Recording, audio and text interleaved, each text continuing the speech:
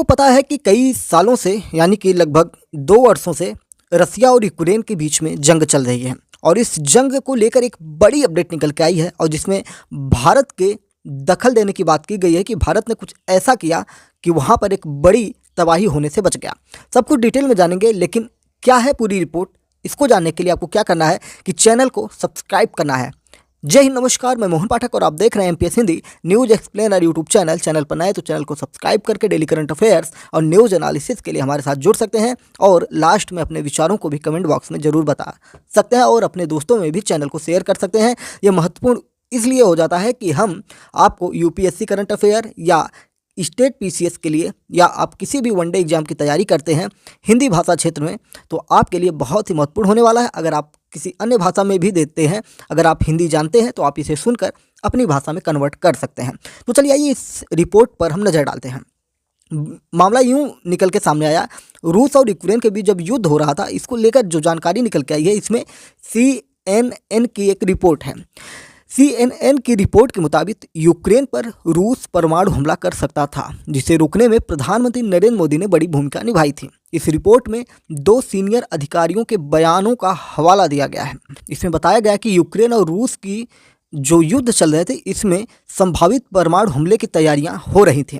Report में दावा किया गया है कि पीएम मोदी की व्लादिमीर पुतिन तक पहुंच और दूसरे देशों के हस्तक्षेप ने इस परमाणु आपदा को रोकने में अहम योगदान दिया है।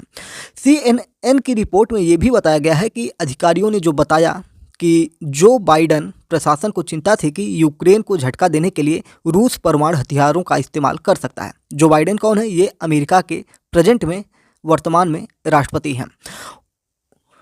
अधिकारियों ने कहा कि इसे लेकर चीन के राष्ट्रपति शी जिनपिंग और भारतीय प्रधानमंत्री नरेंद्र मोदी से संपर्क साधा गया।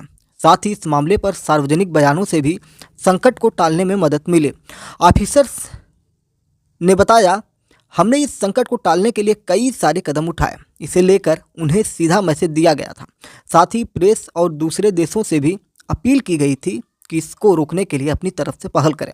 खासतौर से उन देशों पर अधिक जोर दिया गया जिनकी बात को ये लोग गंभीरता से लेते हैं। प्रधानमंत्री नरेंद्र मोदी ने क्या बातें कही थी, जिसकी जानकारी CNN की रिपोर्ट में बताई गई है। बता दें कि भारत ने सीधे तौर पर यूक्रेन से युद्ध को लेकर रूस का कभी आलोचना नहीं किया है, मगर प्रधानमंत्री मोदी ने रूसी राष्ट्रपति व्लादिमीर पुतिन से कहा था कि यह युद्ध का समय नहीं है। पीएम मोदी का यह भाषण काफ़ी पॉपुलर हुआ था। आपको याद होगा कि किसी प्रोग्राम में दोनों लोग साथ में बैठकर प्रेस कॉन्फ्रेंस कर रहे थे या दोनों लोग बात कर रहे थे। उस दौरान प्रधानमंत्री ने दुनिया को संबोधित करते हुए यही बात कही थी। मुझे भी ये वाला घटनाक्रम याद है कि उन्होंने पुतिन के सामने ही ये बातें कही थी कि इस समय युद्ध का समय नहीं है, जितना भी जल्दी हो इन सब मामलों को निपटा लेना चाहिए बात करके। और ये वायरल तो हुआ था, यहाँ तक कि फ्रांस के राष्ट्रपति इमैनुअल मैक्रों ने इसे संयुक्त राष्ट्र के मंच से भी दोहराया था और इसे लेकर मोदी की तारीफ भी की गई थी। इसके अलावा G20 का घोषणा पत्र जब जारी हुआ, उसमें भी मोदी की इस खास पंक्ति को जगह मिली। इस तरह उन्होंने दुनिया को दिखाया कि क्यों उनकी ग्लोबल कूटनीति चौंकाती है। रिपोर्ट के अनुसार यह 2022 की बात है, जब अमेरिकी अधिकारी काफ़ी परेशान थे। उन्हें डर था कि यूक्रेन में बढ़ती चुनौतियों के सामने रूस परमाणु हथियारों का इस्तेमाल कर सकता है। ये चर्चाएं उस वक्त गर्म थीं जब यूक्रेनी सेना दक्षिण में रूस के कब्जे वाले खेरसान पर आगे बढ़ रही थी। इसे लेकर रूस को चिंता हुई कि अगर यूक्रेन के सैनिक आगे बढ़ते गए तो खेरसान उनके हाथ से निकल सकता है और उनकी सेना का घेराव हो सकता है। ऐसी स्थिति में अमेरिकी अधिकारियों का मानना था कि इतने भारी नुकसान से क्रेमलिन की बौखलाहट बढ़ेगी और वो गैर पारंपरिक परमाणु साधनों का उपयोग करने के लिए प्रेरित हो सकता है। रूस और यूक्रेन के बीच जंग अभी तक समाप्त नहीं हुई है।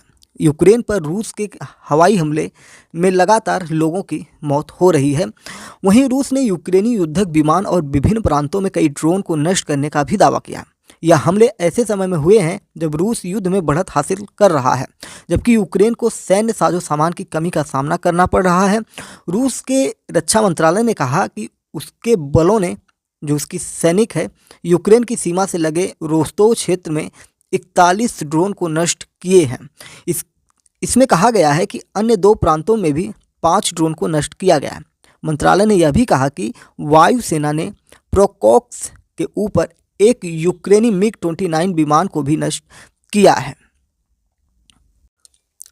अब ये जो घटनाक्रम हुआ है, जो CNN की रिपोर्ट आई है, इसको लेकर इतनी बहस क्यों छिड़ी है, और मैं लगातार आपको स्क्रीन पर दिखा रहा हूँ कि कितने तगड़े तरीके से करीब 2 दिनों से इस न्यूज़ को सभी मीडिया प्लेटफॉर्म के द्वारा कवर किया जा रहा है, चाहे वो छोटे मीडिया प्लेटफॉर्म हो या बड़े मीडिया प्लेटफॉर्म हो। बता दें कि जो साल 2022 में रूस यूक्रेन में युद्ध हुआ था, उसके बाद इसी की आशंका गहराई थी कि परमाणु हमले हो जाएंगे। जैसे कि करीब 80 साल पहले अमेरिका ने हिरोशिमा और नागासाकी के खिलाफ की थी, लेकिन इंटरनेशनल एजेंसी CNN की रिपोर्ट में इस बात को खुलासा किया गया कि इंटेलिजेंस CNN की रिपोर्ट में बताया गया कि 2022 में प्रधानमंत्री नरेंद्र मोदी की पहल से रूस और यूक्रेन की लड़ाई के दौरान परमाणु युद्ध के खतरे को सफलतापूर्वक टाला जा सका था। 2022 की गर्मियों में ये घटनाक्रम हुआ यूं था कि 2022 की गर्मियों के महीनों में यूक्रेन में रूसी सेना विनाश का इतिहास लिख रही थी। वहीं यूक्रेनी सेना दक्षिण में रूस के कब्जे वाले खेरसान पर आगे बढ़ रही थी और आक्रामकता दोनों ओर से देखी जा रही थी। ऐसे में अमेरिका, भारत समेत कई देशों ने पूरे क्षेत्र में शांति बनाए रखने के लिए दबाव की रणनीति बनाई और ये काफ़ी कारगर हुआ था। आपको हम थोड़ा ये भी बता देते हैं कि रूस और यूक्रेन के बीच विवाद क्यों हुआ है, क्योंकि आपके मन में चल रहा होगा, जो लोग नहीं जानते होंगे, कि रूस और यूक्रेन के बीच में ऐसा हुआ क्या था कि दोनों आज भी युद्ध करते हुए नजर आ रहे हैं और ये घटना कई सालों से चल रही है। इसकी शुरुआत की हम बात करते हैं। समय था फरवरी माह 2014 का, तारीख थी 27 फरवरी। तो 27 फरवरी 2014 की वो रात थी जब हथियारबंद लोगों ने क्रीमिया में संसद और मंत्रिपरिषद की इमारतों को अपने नियंत्रण में ले लिया और उन पर रूसी झंडे लहरा दिए। अगली सुबह जल्दी ही अचिन्हित वर्दी में और अधिक लोगों ने सेवस्तोपोल और सिम्फेरोपोल में हवाई अड्डों पर कब्जा कर लिया। एक रूसी नौसैनिक पोत ने सेवस्तोपोल के पास बालाक्लावा में बंदरगाह को अवरुद्ध कर दिया, जहां यूक्रेनी समुद्री रक्षक सैनिक तैनात थे और रूसी सेना के लड़ाकू हेलीकॉप्टर यूक्रेन के क्रीमिया की ओर बढ़ चले। 18 दिन बाद आनन फानन में आयोजित किए गए जनमत संग्रह के बाद व्लादिमीर पुतिन ने औपचारिक रूप से क्रीमिया को रूसी संघ में शामिल करने वाले दस्तावेजों पर हस्ताक्षर कर दिया। इस तरह 18 मार्च 2014 को रूस और क्रीमिया के स्वघोषित गणराज्य ने रूसी संघ में क्रीमिया गणराज्य और सेवस्तोपोल के परिग्रहण की संधि पर हस्ताक्षर किए। संयुक्त राष्ट्र महासभा ने तुरंत 68/262 प्रस्ताव पारित करके इसका उत्तर दिया कि जनमत संग्रह अमान्य था और यूक्रेन की क्षेत्रीय अखंडता बनी रहनी चाहिए। इस प्रस्ताव के खिलाफ केवल रूस ने मतदान किया, हालांकि इस प्रस्ताव को लागू नहीं किया जा सका। संयुक्त राष्ट्र सुरक्षा परिषद में लागू करने योग्य प्रस्तावों को पारित करने के प्रयासों को रूसी वीटो द्वारा अवरुद्ध कर दिया गया था। 2014 में रूस द्वारा क्रीमिया का अधिग्रहण करने को आज के यूक्रेन संकट के साथ कैसे जोड़कर देखते हैं। क्या इसमें कोई निरंतरता है या कोई नवीन परिवर्तन है? दो ऐसे देश जो दशकों तक एक ही संघ का अटूट हिस्सा रहे और इतिहास के बड़े कालखंड में एक साम्राज्य का भाग रहे, वो आज युद्ध की विभीषिका के बीच क्यों फंसे नजर आ रहे हैं? इन सवालों का जवाब देना जरूरी है ताकि हम घटित हो रहे संकट को ठीक से समझ सकें। बात करते हैं सोवियत संघ और यूक्रेनियन संघ के बारे में। प्रथम विश्व युद्ध के मध्य साम्राज्यवाद के साये से उभरते हुए यूक्रेनियन पीपल्स रिपब्लिक यानी कि UNR की स्थापना 1917 में हुई। जार के शासकीय पतन के बाद UNR ने खुद को स्वतंत्र घोषित कर लिया था, लेकिन इसी क्रम में बोल्शेविक क्रांति यानी कि 1917 में ये जब प्रारंभ हुई, तो इसके बाद हुए रूसी गृह युद्ध 1917 से 1922 के दौरान रूसी रेड्स और व्हाइट्स के बीच हुए घोर संघर्ष से UNR बच नहीं सका, क्योंकि दोनों ताकतों ने यूक्रेनी संप्रभुता को मान्यता नहीं दी थी। लेकिन यूक्रेनी स्वतंत्रता की मिसाल ने बोल्शेविकों को एक सोवियत यूक्रेनी गणराज्य बनाने के लिए मजबूर किया, जो 1922 में सोवियत संघ का एक संस्थापक सदस्य बना। हालांकि 1930 के दशक की शुरुआत में जोसेफ स्टालिन यूक्रेनी राजनीतिक राष्ट्र को कुचलने के अधूरे काम को पूरे करने की ठान लिए। यह राजनीतिक राष्ट्र, जैसा कि ऊपर बताया गया है, कि बोल्शेविक क्रांति की पृष्ठभूमि में विकसित हुआ था। 1932 से 1933 के राज्य प्रायोजित अकाल में लगभग 40 लाख यूक्रेनी किसान मारे गए, जिसे यूक्रेन में होलोडोमोर यानी कि भूखमरी के माध्यम से हत्या की बात या उसके रूप में जाना जाता है और इसे एक नरसंहार के रूप में माना जाता है। स्टालिन ने यूक्रेनी सांस्कृतिक अभिजात वर्ग को भी नष्ट कर दिया और जार के काल से प्रचलित धारणा की यूक्रेनी रूसियों के छोटे भाई हैं, इसे बढ़ावा देना शुरू कर दिया गया। इसी तरह पूरा यूक्रेन जबरन छोटे भाई की तरह सोवियत संघ का हिस्सा बन गया, यानी कि जबरदस्ती इसके साथ किया गया। 1991 में सोवियत संघ के विघटन के बाद उसी साल दिसंबर में यूक्रेनी जनमत संग्रह ने खुद को सोवियत संघ से अलग कर लिया। हालांकि 1990 के दशक की शुरुआत में आर्थिक सुधारों के रुकने के साथ बोरिस एल्त्सिन और अन्य रूसी हस्तियों ने यूक्रेनी सांस्कृतिक नीतियों की आलोचना करके और क्रीमिया के हस्तांतरण पर सवाल उठाकर घरेलू राष्ट्रवादियों को सोवियत साम्राज्य की याद दिलाना भी शुरू कर दिया था। 1997 में रूस और यूक्रेन के बीच एक व्यापक संधि ने यूक्रेनी सीमाओं की अखंडता की पुष्टि की थी। इस संधि की गारंटी रूस और पश्चिमी परमाणु शक्तियों ने 1994 के बुडापेस्ट ज्ञापन में दी थी, जब यूक्रेन अपने सोवियत निर्मित परमाणु शस्त्रागार को आत्मसमर्पण करने के लिए सहमत हुआ था। यह संधि 31 मार्च 2019 को समाप्त हो गई। वर्तमान में जो संकट है इसकी अगर हम बात करें तो इसमें अमेरिका की क्या भूमिका है ये भी आपको जानना चाहिए, क्योंकि अभी हमने जब चर्चा किया कि परमाणु हमले में अमेरिका का नाम सामने आया, अमेरिका ने इस पर ऐतराज़ जताया था और भारत की मदद ली थी, प्रधानमंत्री नरेंद्र मोदी की मदद से इसको रोका गया था। तो इस संकट में रूस और यूक्रेन युद्ध में अमेरिका का क्या रोल है आपको जानना चाहिए। 1990 के दशक में मध्य में यूक्रेन नाटो ढांचे के बाहर अमेरिका एक महत्वपूर्ण रणनीतिक भागीदार रहा। इस स्थिति को यूएस यूक्रेन चार्टर 2008-2021 में फिर से नई संधि पर इसमें हस्ताक्षर हुए थे, यानी कि जो यूएस यूक्रेन चार्टर के अंतर्गत सामरिक साझेदारी में औपचारिक रूप दिया गया है। वर्तमान चार्टर रूसी आक्रमण का मुकाबला करने में यूक्रेन की सुरक्षा को बढ़ाने के लिए अमेरिकी प्रतिबद्धता की पुष्टि करता है, लेकिन इसमें सूचीबद्ध विशिष्ट उपाय केवल यूक्रेनी सेना में सुधार और डेटा साझाकरण में अमेरिकी सहायता पर केंद्रित है। युद्ध के मामले में किसी भी मौजूदा संधि के लिए अमेरिका को यूक्रेन की रक्षा करने की आवश्यकता नहीं है। नाटो में शामिल होने का उद्देश्य अब यूक्रेनी संविधान में निहित है और इसके सशस्त्र बल धीरे धीरे नाटो मानकों में परिवर्तित हो रहे हैं। लेकिन 2008 में पिछली बार जब नाटो के सदस्यों ने यूक्रेन के परिग्रहण के विचार पर चर्चा की थी तो जर्मनी और फ्रांस ने इसे अवरुद्ध कर दिया ताकि रूस को आक्रामक होने का मौका न मिले। पिछले 2 दशकों से यूक्रेन का लगातार पश्चिमी खेमे के साथ जाना व्लादिमीर पुतिन के आक्रामक राष्ट्रवाद वाले रूस को रास नहीं आया है।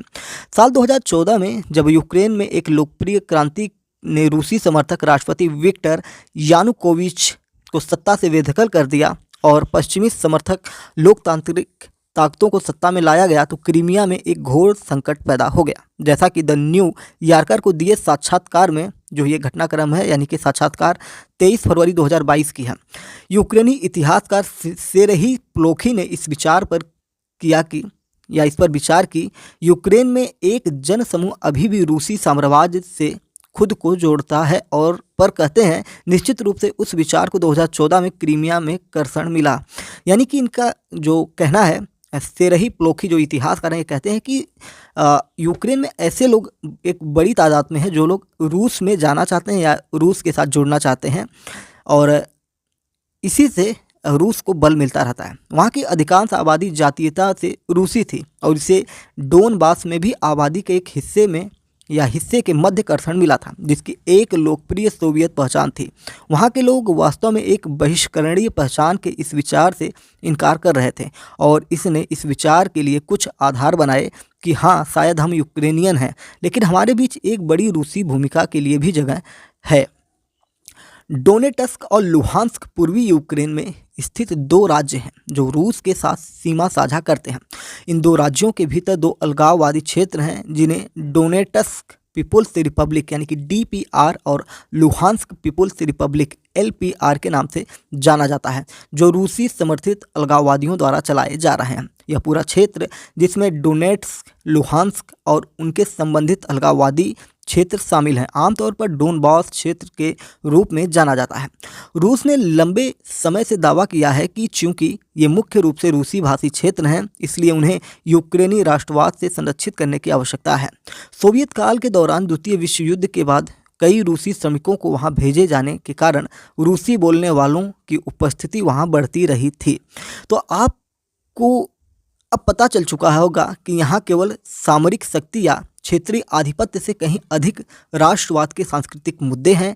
साथ ही नाटो और पश्चिमी देशों के अड़ियल रवैये के कारण यह मुद्दे सुलझने की जगह और ज़्यादा उलझ गए हैं।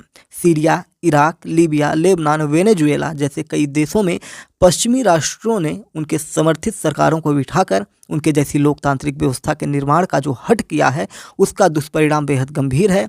शीत युद्ध में इसी तरह की विभीषिका कई बार यूरोप, एशियाई और अफ्रीकी देशों में देखने को मिले थे, जहां रूस और यूक्रेन अपने मुद्दों को अपने इतिहास और सांस्कृतिक विभिन्नताओं में सुलझा सकते थे। वहीं पश्चिमी देशों के हस्तक्षेप और व्लादिमीर पुतिन को उनका एक तानाशाह मानने की जिद ने इस संघर्ष को जटिल बना दिया। क्योंकि पुतिन एक अणु शक्ति संपन्न राष्ट्र के नेता हैं, तो उन्हें सद्दाम हुसैन या मुअव्वर गद्दाफी की तरह हटाया नहीं जा सकता है। और यही सब जो है रूस और यूक्रेन के बीच में जंग के कारण बने, जिसमें दुनिया के अन्य देशों, अमेरिका और भी कई देश, नाटो के जो देश हैं, उनके द्वारा जो भी चीज़ें निकल के आई हैं, उनका ये परिणाम आपको रूस यूक्रेन युद्ध देखने को मिल रहा है। और भारत के द्वारा एक जो कहा जाए कि जैसे हमारे यहाँ भारत में कहा गया है ना कि सर्वे भवन्तु सुखिनः सर्वे, सर्वे सन्तु निरामया, सर्वे भद्राणु पश्यन्ति मां कश्चित् दुःख भाग भवेत्। यानी कि सभी लोग एक तरह से रहें। फिर जो हमारी दुनिया है, ये हमारा एक परिवार है, इन सारी चीज़ों की बात करते रहता है, सभी के सुख दुख की बात करते रहता है। तो उसी के चलते यहाँ पर प्रधानमंत्री मोदी ने ये कार्यक्रम किया और रूस यूक्रेन के बीच में जो परमाणु हमले होने वाले थे उनको रोकने में एक मदद की। साथ ही साथ दुनिया के अन्य देशों ने भी इसमें ताकत झोंकी, तब जाकर ये रुका। और ये कहीं ना कहीं सिर्फ रूस यूक्रेन की बात नहीं थी। अगर परमाणु युद्ध शुरू होता तो उसके असर में पूरी दुनिया का इकोसिस्टम आता, पर्यावरण कहीं ना कहीं मुश्किल में पड़ता। जापान हिरोशिमा नागासाकी का जो आपने देखा है अमेरिका के द्वारा किया गया था, आज भी जापान उसके तंज को झेल रहा है। वहाँ की कई पीढ़ियाँ विकलांग पैदा हुई और ये सारी चीज़ें दुनिया के एक और देश में हों, ये दुनिया के ताकतवर देशों को मंजूर नहीं है, ना ही दुनिया के किसी भी व्यक्ति को मंजूर है।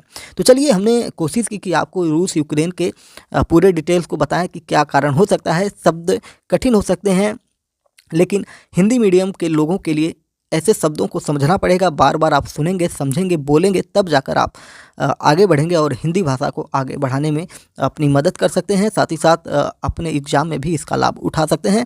खैर, हमने जो टॉपिक पढ़ाया ये यूपीएससी मेंस के लिए बहुत ज़्यादा महत्वपूर्ण हो जाएगा। साथ ही साथ प्री में भी आपको चीज़ें देखने को मिल सकती हैं। तो चैनल पर नए तो चैनल को सब्सक्राइब जरूर करिएगा, बेल आइकन जरूर दबाइएगा, जिससे कि आपको नोटिफिकेशन मिलते रहें। तो कमेंट बॉक्स में अपने विचार भी बताइए। जय हिंद, नमस्कार, भारत माता की जय।